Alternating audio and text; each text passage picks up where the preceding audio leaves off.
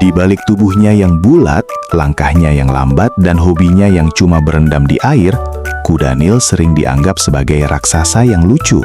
Di banyak kartun mereka digambarkan sebagai sosok yang ramah. Tapi di alam liar, citra itu adalah sebuah kebohongan besar. Kuda Nil adalah hewan yang paling bertanggung jawab atas kematian manusia di benua Afrika dibandingkan predator besar lainnya. Bahkan singa dan hiu pun tidak seberingas mereka. Pertanyaannya, apa yang membuat hewan vegetarian ini begitu haus darah?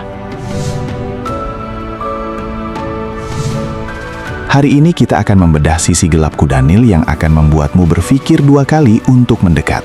Senjata utama mereka ada di dalam mulut.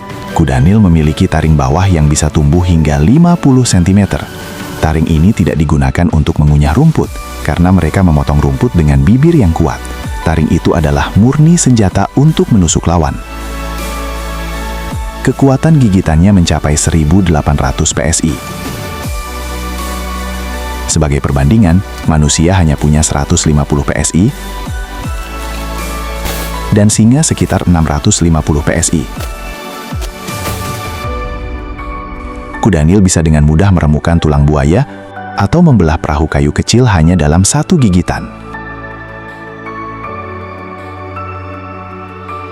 Dan jangan tertipu dengan kakinya yang pendek. Di darat mereka bisa mengejarmu dengan kecepatan 30 km per jam.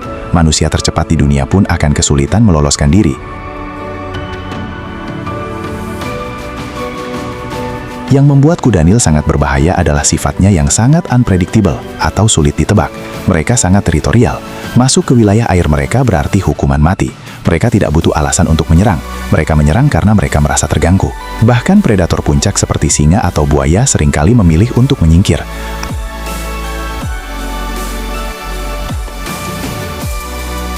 Ada banyak dokumentasi yang menunjukkan kuda Nil mengusir kawanan singa dari bangkai hewan, bukan karena mereka ingin makan dagingnya, tapi hanya untuk menunjukkan siapa bosnya. Kuda Nil juga dikenal memiliki sifat pendendam.